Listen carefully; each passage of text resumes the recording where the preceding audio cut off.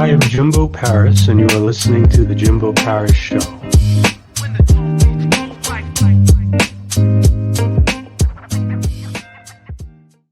All right. Hello, everyone. I'm Jimbo Paris. Welcome again to The Jimbo Paris Show. So today we have Mr. Flynn, CEO, entrepreneur, as well as best-selling author. He's a very successful man. He's a chief analyst, and he's done a lot of things in the business sector. And he could give you a lot of interesting nuggets of advice regarding your own business ventures as well for any new startup people here. So again, I definitely want to see what he has to say about all this. So, Mr. Flynn, how are you? Hi, Jimbo. How are you? Thanks for having me on. Excellent. So, can you kind of give me a gist of what you specifically do? Currently, I am considered called a business growth coach or a leadership team coach. So I work with the leader of the company, the head of the company, and his or her leadership team, and help them to fill in a growth framework over a year and a half to 2 years. Interesting. Okay.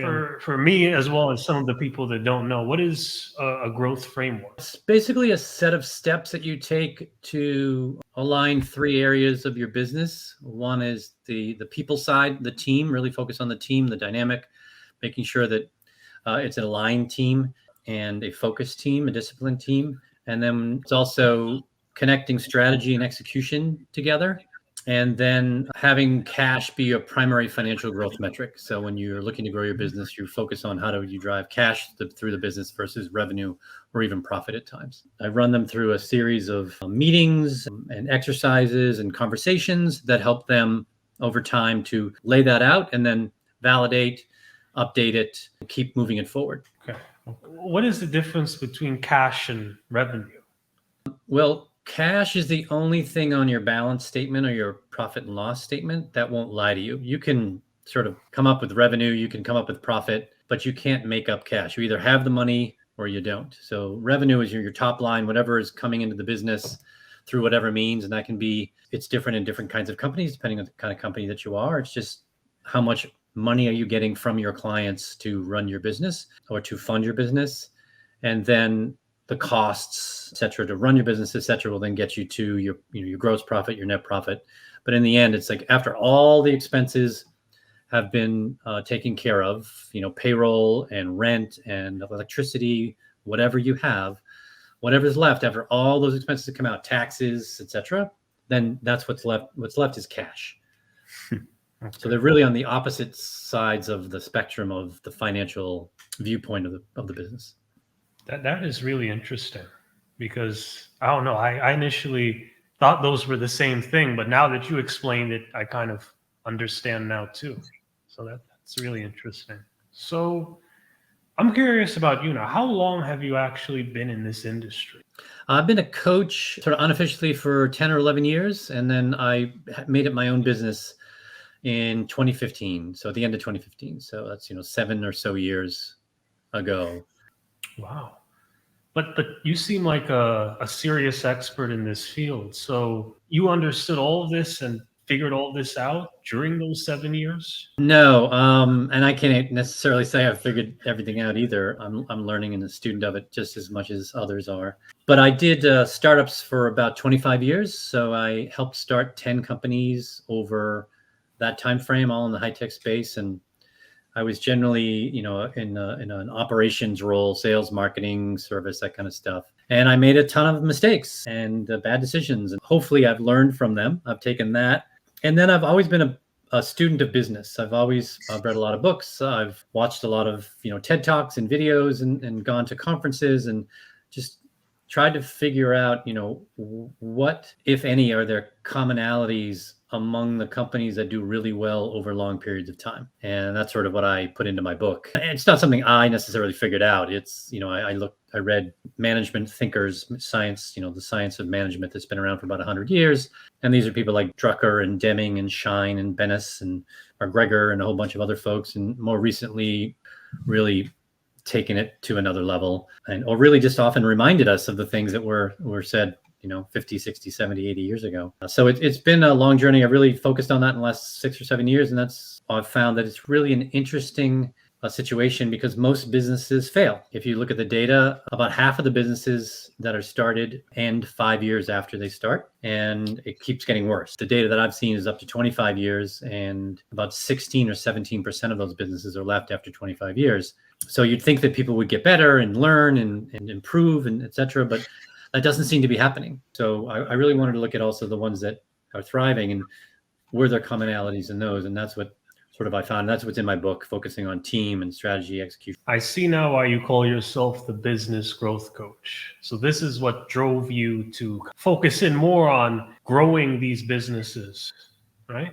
Yeah, it's about scaling them, right, in a healthy way. A lot of businesses grow, but there's a great quote that I often say, which is growth for growth's sake is the ideology of a cancer cell, and cancer cells are not generally kind to their hosts. So you want to grow in a thoughtful way, in a deliberate way. That's what I think most folks don't do. They grow to grow, and then they don't see that, some of the decisions that they're making, they may regret further down the line because they violated who they are or what's important to them or what they're good at or what their core customer really values. And they were just chasing revenue as opposed to really trying to build a healthy business. That's a really, really interesting thing you said there, because most entrepreneurs would think all growth is good, and that may not be the case. And before I kind of get into this, how did you sort of learn that lesson about good growth and bad growth? You didn't use those words, but that's sort of how I understood it. It probably didn't really occur to me until I started paying a lot of attention to those management thinkers that I was talking to you about before.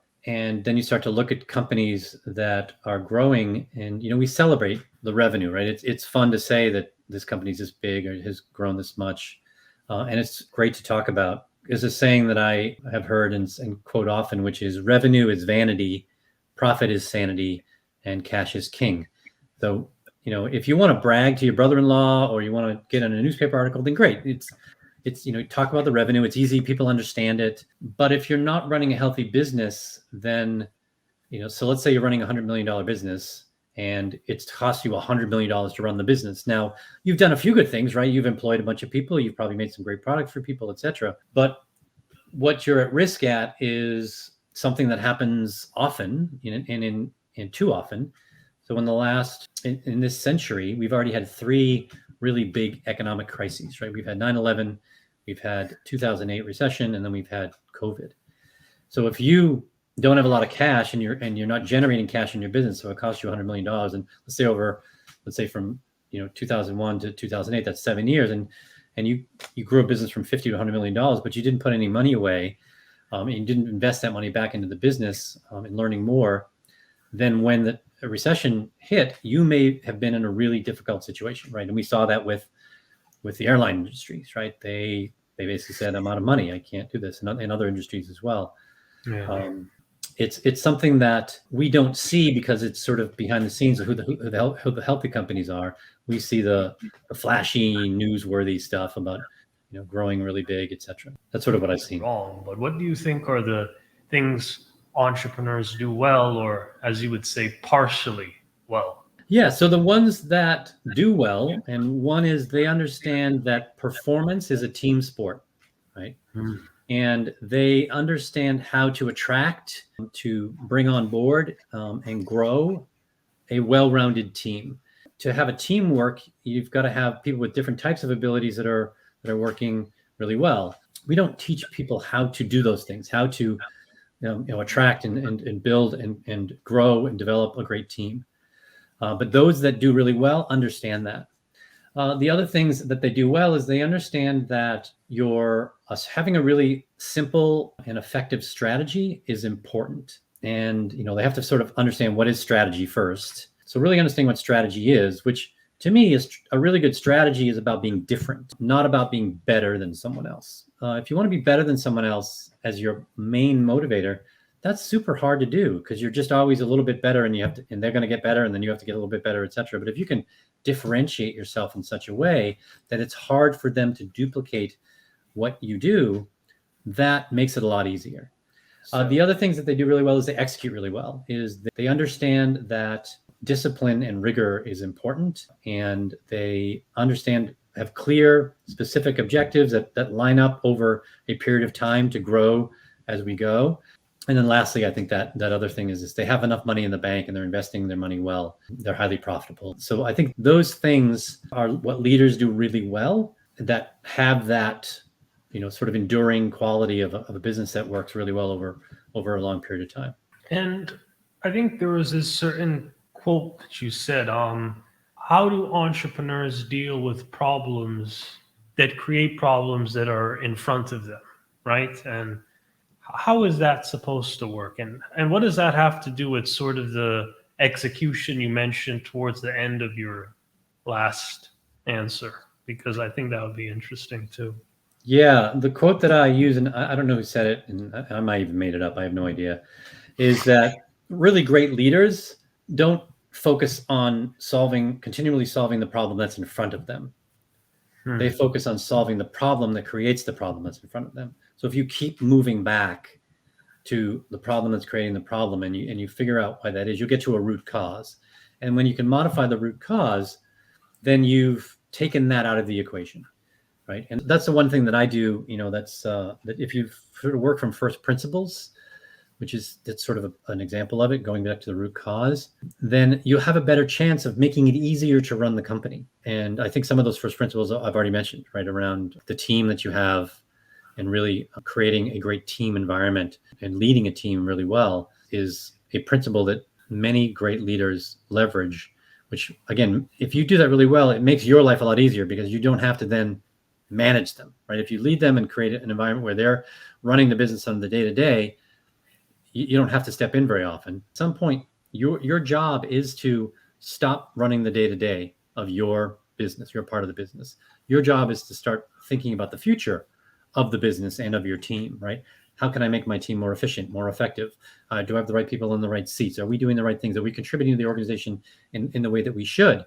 You keep asking these questions of yourself, and then you'll continually try to improve things and take yourself more and more out of the equation, because especially the leader, the hardest thing you have to do is predict the future. And predicting the future is really impossible, but you can create your own future. And so you can sort of predict it through its own creation. The best way to predict the future is to create it yourself. And that's really what I try to get my clients to do, is really think about in detail, at least 3 years out, what are the things that we need to do? What are the most important things that allow us to make sure we have a differentiated strategy? What do we have to do more of, less of, better, or start doing that we're not doing? Write down all those things that we need to get done, and then drives our execution and our operational side of the business over that time frame. And you just keep moving that 3 years forward. Every year we move to the next 3 years and the next 3 years. By moving 1 year ahead at a time. But again, and while I do sort of see you as a strategist in a sense, how do you think your clients develop this type of self-awareness? Do you try to teach them that self-awareness, or do you sort of look more into the business and sort of figure out what's going on? Because learning how your leadership is, your executive ability, that takes a lot of very good introspection. So do you sort of help them with that, or do you teach them how to help themselves with that? I don't know that I specifically teach them. So I'm a bit of a neuroscience geek, so I weave that into it. And, I let them know that at least as much as we know about the brain today, and I'm certainly no expert, but reading about it and studying it for years and maybe even decades. So I let them know that, this is sort of what's going on, because sometimes we don't even realize that we're creating an issue with someone else, right? We don't realize, but I like to say we put people into threat mode inadvertently more often than we think. So I'll teach them that sort of stuff.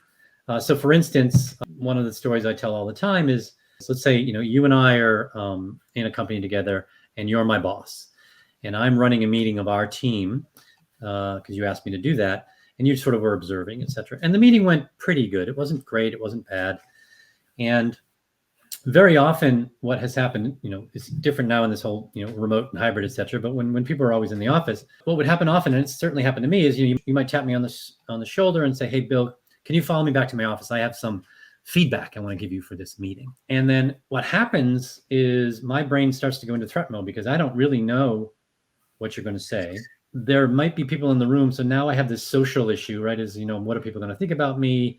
They're going to think I'm in trouble or I did something wrong, so I'm sort of thinking about that from the social aspect. And now my brain is sort of catastrophizing, right? It's like, what did I do wrong and what's going to happen? And this is what the brain does, right? The brain is constantly trying to protect you. So it's thinking about all these crazy scenarios on your behalf, so to speak.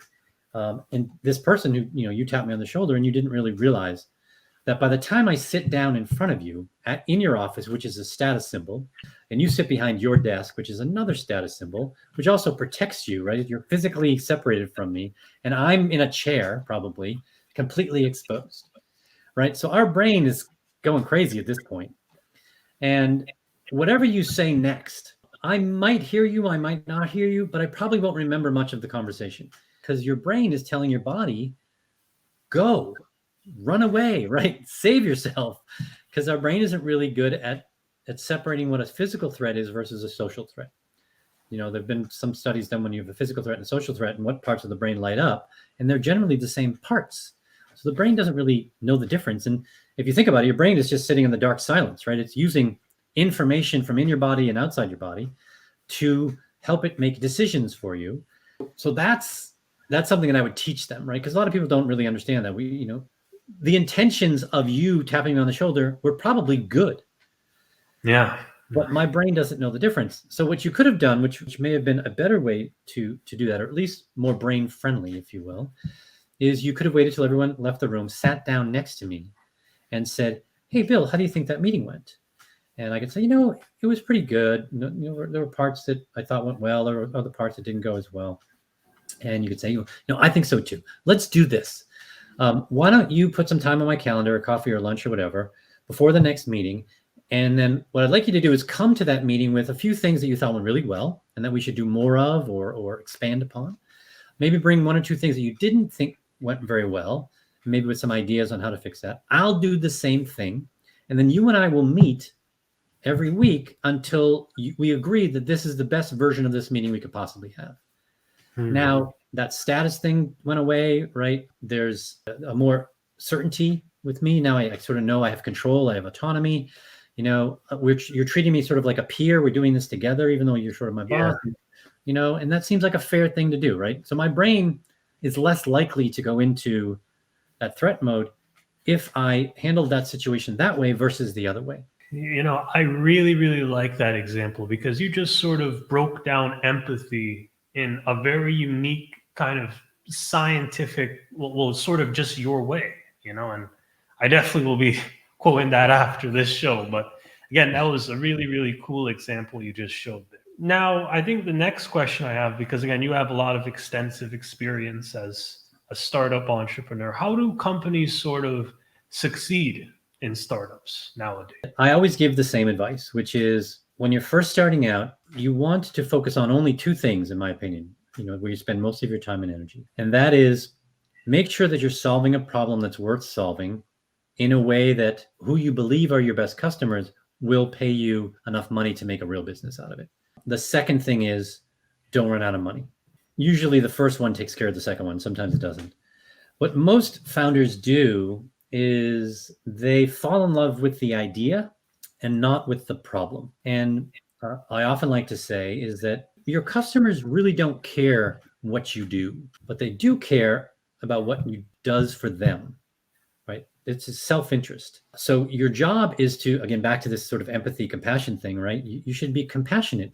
I said, your job is to get them to complain and talk about their problems as much as you can and in much detail as you can, right? It's helping these people really make progress in their lives by solving problems and having them solve a job or provide a job in the highest possible way for them to make progress in their lives, to get over a struggle. Okay, so from what I can understand, you're saying more so, and I think this goes back to what you said a lot about growth too. What you need to do is you need to sort of scale it in the right direction, which is more along the lines of solving the specific problem that the consumer has. There's a theory out there called jobs to be done. It's been around for about 30 years. And it incorporates something called the theory of progress. And there are 4 stages to the theory of progress. And the ones that we're very familiar with are the stages that move us toward something. But there are also 2 stages that move us away from something, right? Back to this brain that's trying to protect us and likes the status quo a lot, is that you'll have habit, a factor. We don't do new things because we like the comfort and our brain likes the comfort of the familiar. And then of course there's anxiety, right? There's what if it doesn't work, and what if I don't know how to do it, or what if I look stupid doing it, or whatever it might be. And we often solve the problem at the top, really moving people towards progress relatively well. But we rarely look at the habit and anxiety. If we could take that out of the equation, that would be great. When you're thinking about making a successful company, is really thinking about the steps of progress. Mm-hmm. So what were some of your best collaborative business experiences? And did these collaborative experiences sort of lead to steps that sort of moved your progress forward, or did they inhibit your progress? So collaborative things often involve some sort of thinking, brainstorming, coming up with new ideas. Mm-hmm. And there are better practices, I think, for doing that. So the best collaborative situations are where that happens. And then as a leader, I think, leaders often try to protect their teams and try to help them a lot. And your job is to get the best ideas out of the team. So instead of coming in and saying, I had this great idea, saying, hey, I had this thought that we're not, we could be doing a better job here in this situation. Talk about that, what do people think, et cetera. And then say, okay, great. Again, let's everybody write down what are some ideas that you would come up with that could potentially improve that situation. And then one of the ideas might be his or hers, but there might be a whole slew of ideas that either in combination or separately would be the better version, right? Your job is to have the best ideas win, not what the hippo in the room. And the hippo is an acronym for the highest paid person. And often the highest paid person in the room wins. And that isn't necessarily because they have the best idea. It's just because they have the authority, or they've taken over the conversation prematurely. So those, I think, if you think about those, that's how when you have the best collaborative efforts. And that's what I try to do with my clients, is to get them to have good collaborations. So, but the most important thing that we're doing here is getting you guys to talk to each other, to fight in a healthy way, to disagree on stuff, and then come out and commit to something, knowing that it might be right, it might be wrong, it might be partially right, it might be partially wrong, but then say, let's commit to it and give it a chance. And then we can revisit it and say, did it work? Did it not work? Okay, what would we do differently next time? That's when you have the best collaborative effort. That's when the best ideas are birthed. The leader is to sort of set direction and guidelines, if you will, not to give the answer on a regular basis, right? They may have to make the final decision at some point. If they can't, the best idea should win. You shouldn't make everybody happy. Sometimes people will be happy in one situation, sometimes the other people will be happy. But if you can do it on the merit of the idea, then that's a better way to go than trying to water the idea down so much that everybody leaves the room and say they get a little bit. Yeah. Because that's another really interesting point, because I think a lot of times entrepreneurs, at least, they have, and even I'm guilty of this, there's two different ideas, and it's not necessarily about making one group happy or the other group happy. It's more about thinking about the greater good, making the business altogether better. And that's a really good piece of advice as well. Yeah, I often have people switch sides, right? Say, great, so you think this is strong. So how would you argue the other side, right? And that helps to take a little bit of the emotional momentum out of it, right? Because we fall in love with our own ideas, whether it's a founder or someone that's not a founder, right? And we get emotionally attached to it, and we sometimes irrationally try to support it. And so if you could take them away from that and say, hey, really good stuff. Now argue the other side. Just switch seats. And that helps them to get a little more perspective, right? Again, back to that empathy, or maybe just a little more understanding, and that helps you as well with getting better ideas. Excellent. And concerning all of this, I think we're getting to a really interesting question here that I have for you: skill set versus mindset. Which do you think is more important? So it depends on the situation. If you're looking to hire someone, they probably need a minimum skill set, but we often try to maximize the skill set. And then we hire someone who has what we think is they're gonna start with you got to hit the ground running, right? Or they really get up to speed quickly, etc. But if nobody likes them or nobody wants to work with them, maybe the first few months will go well because there'll be some speed and velocity to whatever they're doing. But then they'll be cut out of stuff, and people won't interact with them, or they'll create a bad dynamic within the group. I think in the long term, you want to hire people who believe what you believe, who generally have the same values that you have and want to help you to achieve your vision. And you can teach them the skills and you can give them the knowledge on the way. But I think we skew too much towards skills and knowledge as a primary way to bring someone on board or do something. I think good in the short term. And, again, we're short-term beings. So it's a weird situation, right? It's like, oh, he really hit the ground running. He's great. But then a year from now, everybody hates this guy. And that's not good, right? And what happens is you end up firing him and then you have to start again. I think it's not one or the other is sort of the way you said it. I think you have to have a minimum level of skill depending on the job. If you're an entry-level job, you don't have any skill, right? That's fine. But if it's a little more involved, you want to have at least sort of this minimum level of skill and then really focus on, I like to say, do what's called the airplane test, right? Once you got to know them a little bit and talk to them, how would you feel if you got stuck in an airport with this person for 3 or 4 hours? Would you be excited to be able to chat with them and learn about them and et cetera? Or would you be completely in your phone or in your book for 4 hours, right? And if it's the second thing, that's probably an indicator that they might not be a good fit. That's an interesting perspective because I would assume most people would say skill set, but you said mindset, because more so in the long term, it's more important that the person has similar values because you could always get those skills usually. Yeah. You can train them, you can send them to class, you can do all those things. You can't make someone be honest. You can't make someone be curious. I mean, I shouldn't say that. You can. It's probably a really significant investment, to make someone more creative or more curious. And wouldn't it be a lot easier to find people who already come to the job highly curious, highly creative, highly innovative, highly collaborative, than try to turn them into that? That's just a lot of effort. Excellent. Okay.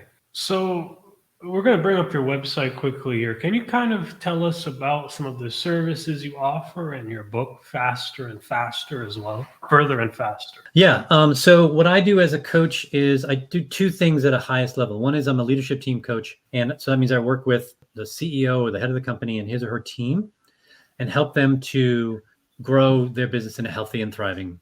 And that's really what the primary portion of what my website is about. I also do one-on-one coaching to executives, either a head of a company or usually someone that reports to them. I don't do as much of that, but that's sort of my high level. And then I did, I sort of call myself an accidental author. I wrote a book about 2 years ago. I had never any intention of writing a book. I don't really like to write. There are people that I know that are writers, and I'm not a writer. And so I hired a team of people to help me do that. And out came what is, Further Faster, which is basically applying the Pareto principle, or what's more commonly known as the 80-20 rule, to business. And it's not everything that you can do, but it's the things that I think if you did this, you'd give yourself the best chance of moving, again, further, faster, the vital few steps that take the guesswork out of growth. And those words were chosen specifically because the 80-20 rule is known as the law of the vital few. One of my favorite sayings is, few things truly matter, but those that do matter tremendously. And your job as a leader or a friend or a parent or whatever is to really figure out the few things that truly matter in that relationship or that situation and focus the time and energy on that, because you'll have outsized results if you focus on those few things as opposed to getting distracted by the shiny object or the tyranny of the moment, the current crisis, whatever it might be. Okay, well, this has been an excellent interview, Mr. Flynn. It's been a privilege. Are there sort of any final words, any last remarks you'd like to give to the audience before I let you off here? Sure. Yeah. So I guess sort of a little self-promotion is, love, if you thought this was interesting, you can download my book for free if you want from my website. You can also go to Amazon or Audible and pay something. I get a few dollars every time somebody downloads my book from or orders my book from there. Or if you want to chat further, my information is on there, my contact info, there's a calendar link, etc. Happy to chat with you about either of those situations if you think there's an opportunity for me to help you coach your team, or if you're looking for yourself or someone on your team to have a one-on-one coach and you think that my philosophy and my approach might click with that person, then great. I'd be happy to do that. Excellent. So again, just for a few shout outs, LifeWork Systems, this is our affiliate and collaborative partner. She is an HR superstar, and she essentially works on helping corporate businesses improve their business infrastructure by helping relationships, teaching things like empathy, like what we talked about here quite a bit, and a lot of other things. So If you're a medium to large size business and you have a little bit of money to spend, please reach out to me and we can give you a quick connection to her. Now, the next thing is our YouTube channel. Subscribe now to that. We're currently growing in subscribers. Ring that bell and you can get easy updates on what's going on with this show. Final thing is the Roku channel. Now, the Roku channel is our newest thing out now. This will be on Roku as well. And we're essentially on Roku TV, Roku Box, and anywhere else you want to look there too. Now, the last thing I'd like to shout out here is Jimbo Paris Services. This is our service-based business. And what we do is we offer promotional content. We will essentially make ads for you, make content, and also interview people who are in your business for you and can help market you to that specific audience that you may need. I'm currently working with a few corporate businesses like General Electric, and so far they're fairly happy with the results I've given them. So that's about everything. Thank you, Mr. Flynn. I am Jimbo Paris, and this is the Jimbo Paris Show.